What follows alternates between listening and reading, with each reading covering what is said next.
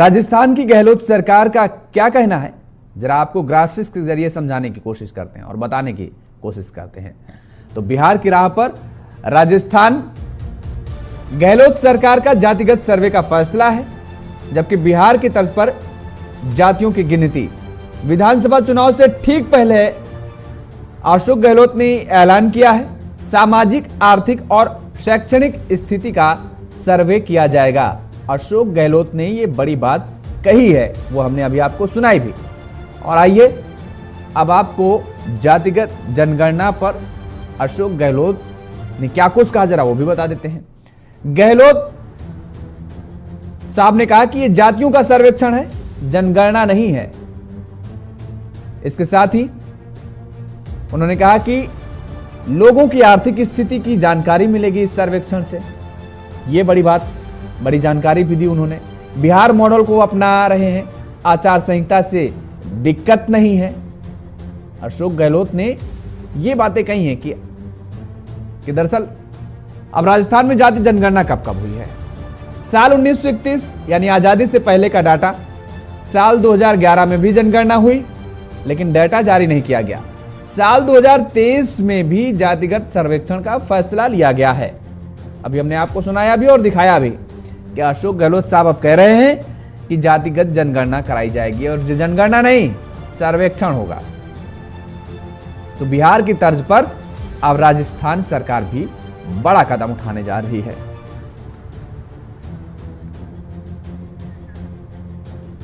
और आज इसी मुद्दे पर हम चर्चा करेंगे और समझने की कोशिश करेंगे कि जातिगत जनगणना ही बड़ा हथियार है सबसे। हमारे साथ कुछ मेहमान जुड़े हुए हैं, हमका तारुफ करा देते हैं। डॉक्टर आशीष आंडा जी हैं, भारतीय जनता पार्टी के नेता हैं। डॉक्टर अरुणेश जी यादव जी हैं, कांग्रेस के प्रवक्ता हैं। आप दोनों मेहमानों का बहुत बहुत स्वागत है। कुछ ही देर में वरिष्ठ पत्रकार सुनील कौशिक जी भी हमारे साथ जुड़ेंगे। अरुणेश यादव जी, देश में इन दिनों फैला सियासी रायता, जातिगत जनगणना से ही निकलेगा जीत का रास्ता कांग्रेस के लिए? देखिए साहब, सबसे पहली बात तो हमें ये समझनी पड़ेगी कि राहुल जी ने जब संसद में ये बोला कि साहब 90 में से 3 सचिव हैं जो ओबीसी जाति के आते हैं, और हमारे माननीय प्रधानमंत्री जी 2014 में यही बोल के आए कि साहब मैं पिछड़ा हूं, और हमारे देश में जो 1931 में कास्ट सेंसस हुए थे उसके आधार पे 52% पिछड़ी जाति की आबादी है। एक मान के हम चल सकते हैं कि बहुत बड़ा तबका है जो पिछड़ी जातियों से आता है। अब उसके बाद ये देखा जाए, अभी मौजूदा समय में 44 केंद्रीय विश्वविद्यालय हैं, लेकिन इनमें सिर्फ और सिर्फ 9 पिछड़ी जाति के प्रोफेसर हैं। अगर हम टोटल प्रोफेसर, एसोसिएट प्रोफेसर और असिस्टेंट प्रोफेसर की बात करें हायर एजुकेशन की, तो 2% से भी कम इनकी जनसंख्या है। जबकि हमें आरक्षण 27% मिला हुआ केंद्र सरकार की तरफ से, तो वो वहां पे देखिए हकमारी हो रही है साहब। अगर हम जुडिशरी की बात करें तो वहां जज जो है पिछड़ी जाति के, वो 4% से भी कम।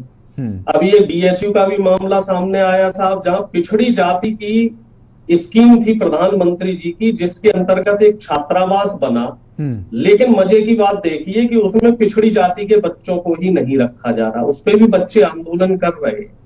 और हम बात करें पिछड़ी जाति की छात्रवृत्ति की, तो तमाम प्राइमरी लेवल से लेके जूनियर लेवल से लेके रिसर्च वगैरह में भी नेट जेआरएफ जो बच्चे करते हैं, तो उसमें भी पिछड़ी जाति के बच्चों को पूरी छात्रवृत्ति नहीं मिल रही है जो उनका कोटा है।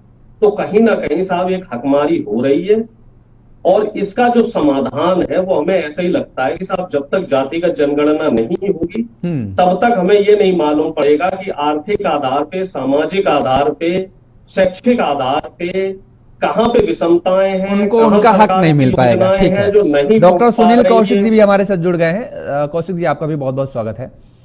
अरुणेश जी, लेकिन सवाल यहाँ पर यह उठता है कि सरकार आपकी थी, आखिर क्या वजह थी कि इन लोगों का इनका हक नहीं मिल पा रहा था? 2011 में भी जनगणना हुई, उसका सर्वे, उसका डेटा जो था वो क्यों नहीं जारी किया गया?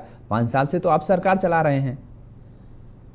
देखिए साहब, ऐसा है, बिल्कुल बहुत अच्छा पॉइंट उठाया आपने। आपको मैं जानकारी दूं, 1990 बीपी सिंह जी ने पिछड़ी जाति को 27% आरक्षण देने की बात कही, लेकिन वो उसको इम्प्लीमेंट नहीं कर पाए क्योंकि बीजेपी ने समर्थन वापस ले लिया था।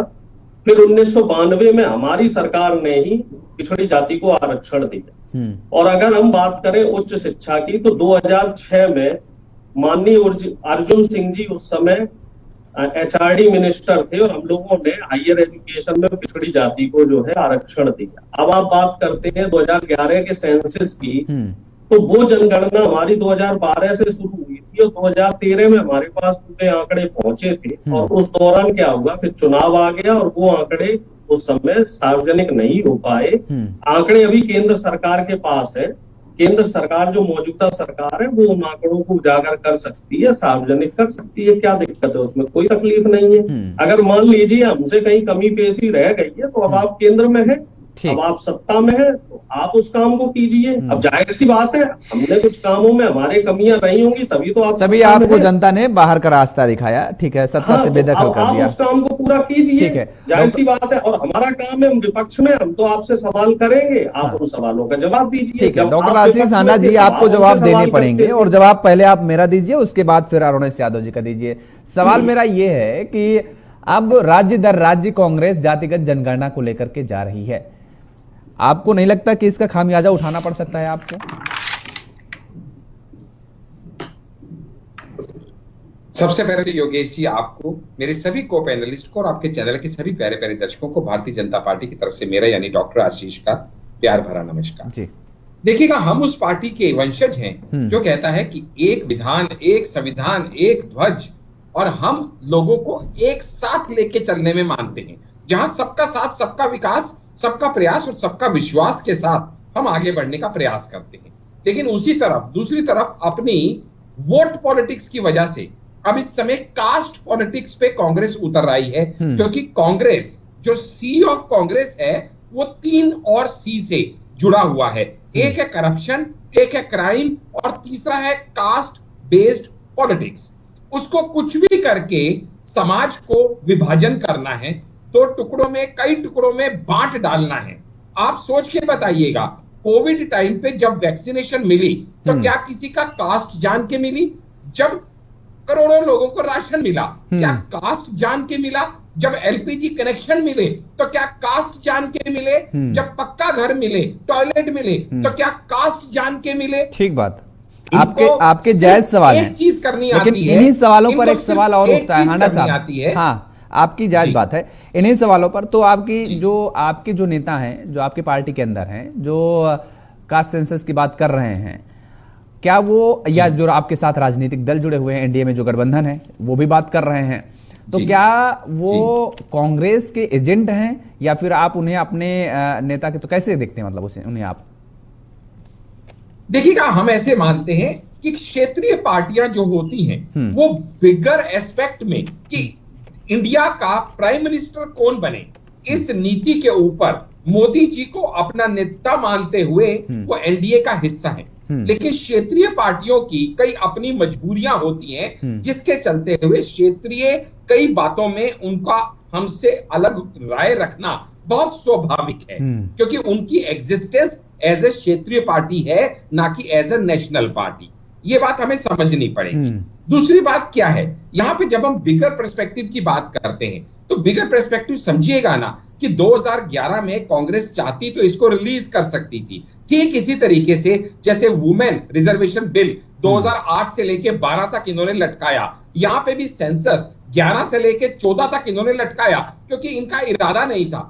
वुमेन रिजर्वेशन बिल हमने चाहा तो 2 दिन में 2 हाउसेस में पास करके दिखा दिया, लेकिन इन्होंने नहीं चाहा तो ये 4 साल तक उसको लटका दिया। लेकिन आप बात करना चाहते तो ये 2 दिन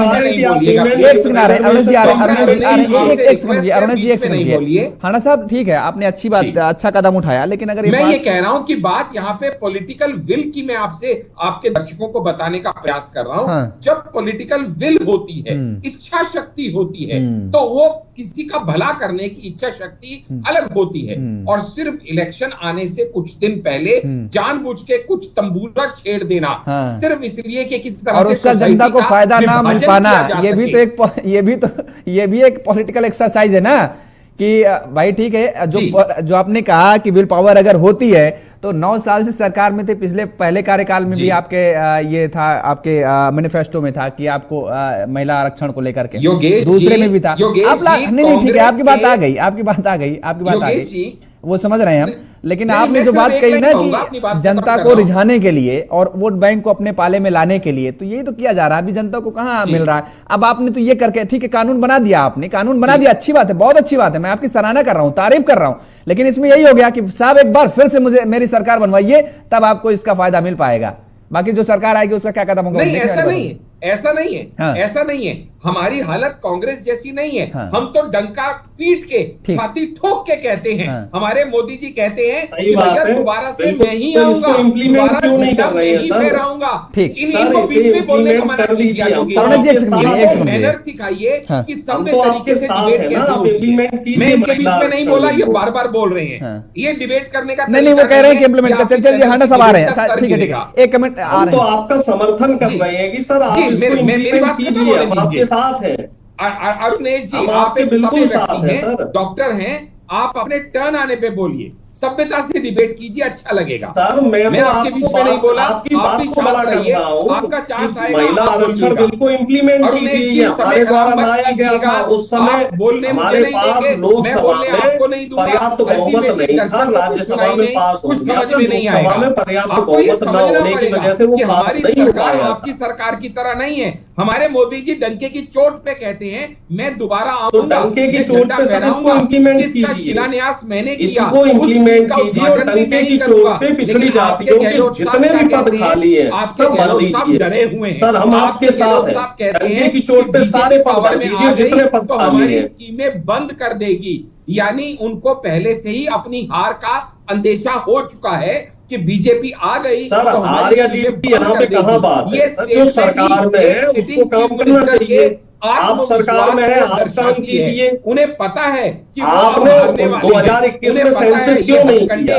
उनके किसी आप 2021 में आपने सेंसस नहीं किया, 2011 के जो आंकड़े हैं चलिए हमने उनको सार्वजनिक नहीं किया, आप उनको सार्वजनिक कर दीजिए। आप क्यों उनको छुपाए बैठे हैं? पिछले 5 साल में आप उन आंकड़ों को क्यों छुपाए बैठे? मैं तो ये पूछना चाह रहा हूँ, आंकड़ों को आप सार्वजनिक कर दीजिए। 2021 वाला सेंसस करवाइए आप। ठीक है, दोनों लोगों को रोकेंगे, दोनों लोगों को रोकेंगे। ठीक है हरना साहब, आ गई आपकी बात। डॉक्टर सुनील कौशिक जी, कांग्रेस कह रही है बीजेपी डरी हुई, बीजेपी कह रही है कांग्रेस डरी हुई है, असल में कौन डरा हुआ है? क्या लगता है आपको, क्या सिनेरियो पूरा नजर आ रहा है आपको? देखो, नेता बीजेपी जो कह रहे थे कि जो भी हमारी योजना है किसी विशेष जाति के लिए योजनाएं नहीं है, सारे लोगों के लिए योजनाएं थी, तो कौन सी देश में पार्टी रही, सरकार रही पार्टी की जिसमें जाति के आधार पर योजनाएं रही? लागू होते हैं, किसी जाति विशेष के लिए लागू नहीं होती। कांग्रेस की तमाम योजनाएं रही होंगी या रही थी, वो भी किसी जाति विशेष के लिए नहीं थी, वो भी सभी के लिए थी। और देश का संविधान जब आप सत्ता में आ जाते हैं तो निश्चित तौर से सारे लोगों की सरकार होती है, किसी जाति विशेष की सरकार नहीं होती। विपक्ष में बैठ करके आप जरूर राजनीतिक बातें कर सकते हैं, जातिगत बातें कर सकते हैं, धार्मिक बातें कर सकते हैं, लेकिन जब सत्ता में आप होते हैं तो सारे धर्म, सारे जाति के लोग आपके लोग होते हैं। बीजेपी के कह रहे थे साहब मोदी हैं, मोदी में ये लेके आए, क्या इससे पहले मोदी सरकार से पहले इस देश में बिल नहीं आए क्या मोदी सरकार से पहले संविधान में बदलाव नहीं हुआ क्या? सब कुछ होता रहा है और भविष्य में भी होता रहेगा।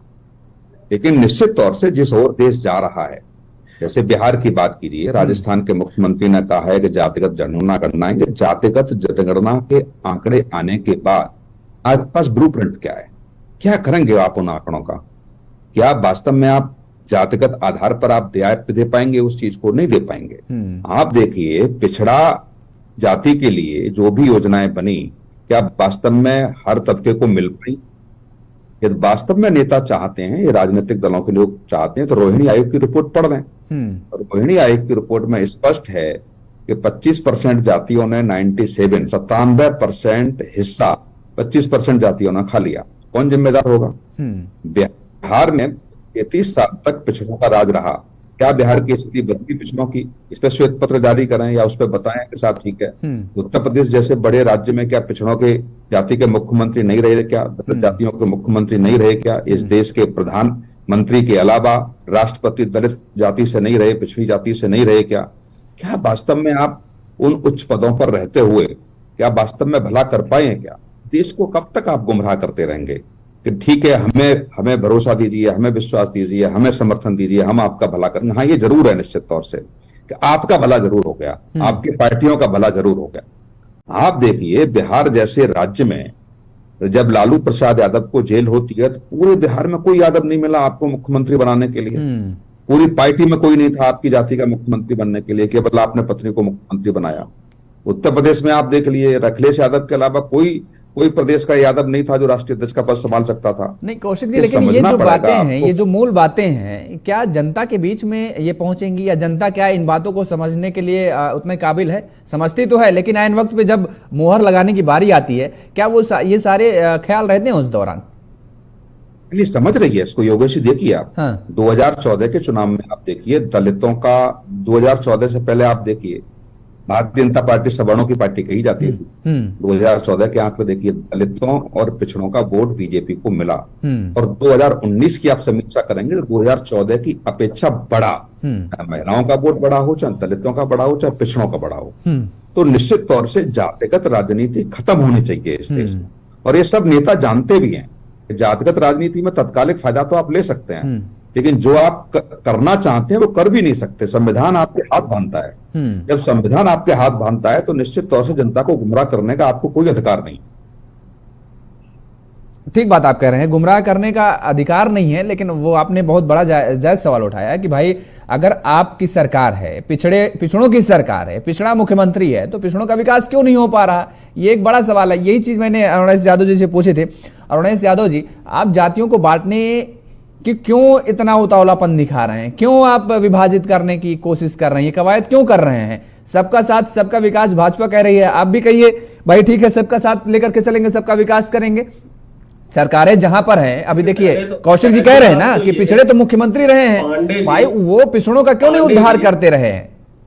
सुन लीजिए, पहली बात तो ये है कि बांटने की तो कहीं बात हुई नहीं। चाहे कौशिक जी उस बात को कुछ भी कहे, चाहे हंडा साहब कहे, चाहे आप कहे, नहीं उसमें भी ये बात बांटने की बात नहीं हो रही है, लेकिन ये ह्यूमन नेचर है ना, तब तो फिर ये एक होड़ लग जाएगी ना कि भाई जिसकी जितनी हिस्सेदारी, जिसकी जितनी भागीदारी, उसकी उतनी हिस्सेदारी। मुझे पिछली डिबेट भी आपकी याद है, ठीक है ना, जब पिछली हमारी और आपकी नोकझोंक हुई थी, वो बात भी मुझे याद है अच्छी तरीके से। तो मेरी बात पूरी हो जाने दीजिए। नहीं बोलिए, सामाजिक न्याय की बात आती है, नहीं बीच में मत टोकिए, ठीक है ना, पूरी बात होने दीजिए। अब बात आ रही है, कहीं भी ये बात नहीं हुई है कि हम जातियों में बांट रहे हैं। हम सिर्फ ये आंकड़े जानना चाह रहे हैं कि किस जाति के कितने व्यक्ति हैं, किनके पास साधन है, किनके पास संसाधन नहीं है, कौन मोटरसाइकिल से है, कौन साइकिल से है, किसके घर में क्या सुविधाएं हैं। एक आंकड़े भी तो आने दीजिए, तभी तो सरकार की योजनाओं का लाभ मिल पाएगा। जातीय आधार क्यों बना रहे हैं? जब हमारे देश में हम बात करते हैं एक संविधान की, एक विधान की, समान व्यवस्थाओं की, तो क्या वो समान व्यवस्थाएं सबको मिल पा रही हैं? पता कीजिए ना, क्या जाति विशेष के लोगों को ही अधिकार है कॉलेजियम सिस्टम से सुप्रीम कोर्ट में जज बनने का? क्या लेटरल एंट्री के जरिए जो पिछले गुप्त दरवाजे से लोग जा रहे हैं, क्या ये एक गलत सिस्टम नहीं है? ये बताइए हमें। ओम बिरला जी की बेटी है, उनकी क्या क्वालिफिकेशन थी जो लेटरल एंट्री के जरिए उनको पहुंचा दिया गया? अमित शाह जी के पुत्र जय शाह जी हैं, इन्होंने कौन सा यूपीएससी का एग्जाम क्लियर किया था जो ये बीसीसीआई के लगातार 2 बार सचिव बन गए साहब? और सोनिया गांधी को नहीं, इस पे भी तो सवाल उठने चाहिए। चलिए ठीक है, आशीष जी से जवाब लेते हैं। खाना साहब जवाब दीजिए 10 सेकंड में। ये चीजें नहीं चलेंगी, ये चीजें नहीं चलेंगी। सामाजिक न्याय की जब बात हो रही है तो न्याय सबको मिलना चाहिए। पिछड़ों के जो पद हैं वो क्यों खाली है? हाना साहब 10 सेकंड में। ठीक है अरुणेश जी, आ गई बात आपकी, समय कम है इसलिए हाना साहब बात रखिए 10 सेकंड में। पिछड़ों के पदों को क्यों नहीं भरा जा रहा है? जो आरक्षण के तहत जो पद तमाम नौकरियों में दिए जा रहे हैं, वो पद कौन भरेगा?